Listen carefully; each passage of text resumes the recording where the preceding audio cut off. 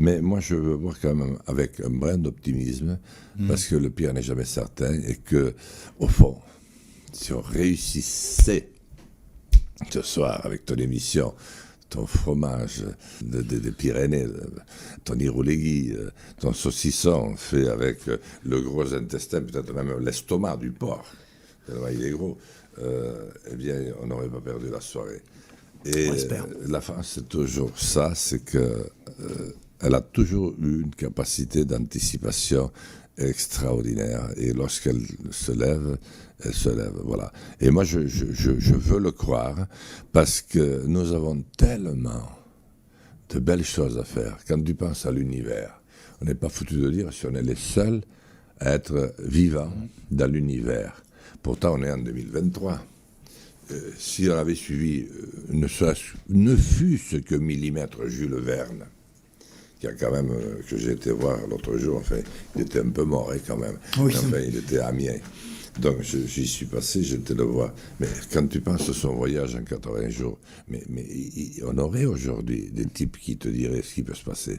Et tu saurais si oui ou non il y a une autre vie, sans parler de Dieu, parce que maintenant il va falloir gouverner sans Dieu.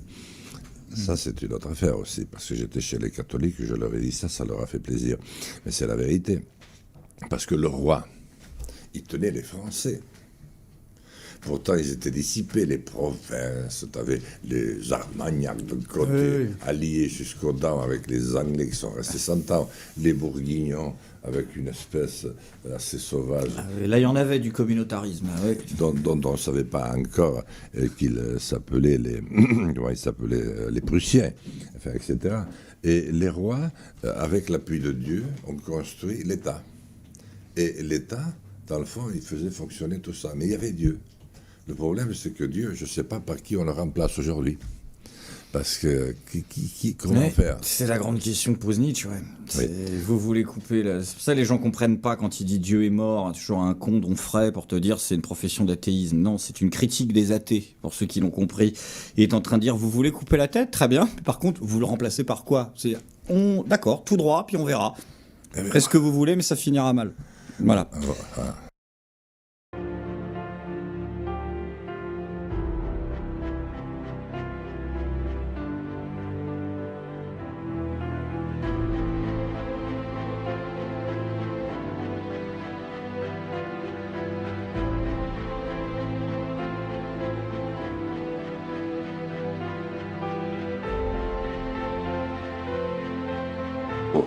Avoir généré des bénéfices de plus en plus grands pour rétribuer ce que l'on appelle les actionnaires qui, eux, ne pensent plus qu'à l'argent. À propos d'argent, vous racontez dans ce livre, Un berger à l'Élysée, un épisode incroyable. C'est l'autre surprise de ce livre, qu'il y a un riche homme d'affaires, très puissant, qui possède des médias, qui vient vous voir quand vous vous déclarez à la présidence de la République et qui vous dit combien tu veux.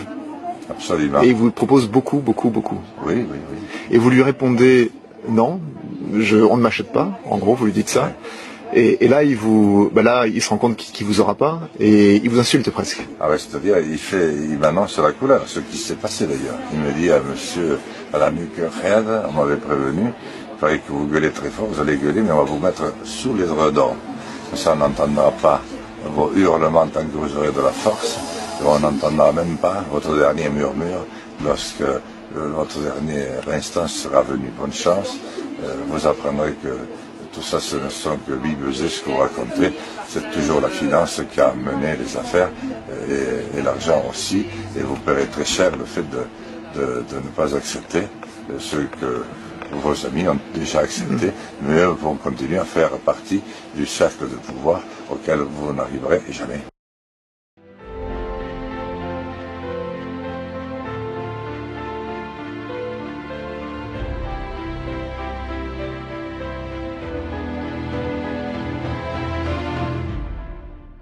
Parce que le pire n'est jamais certain et que, au fond, si on réussissait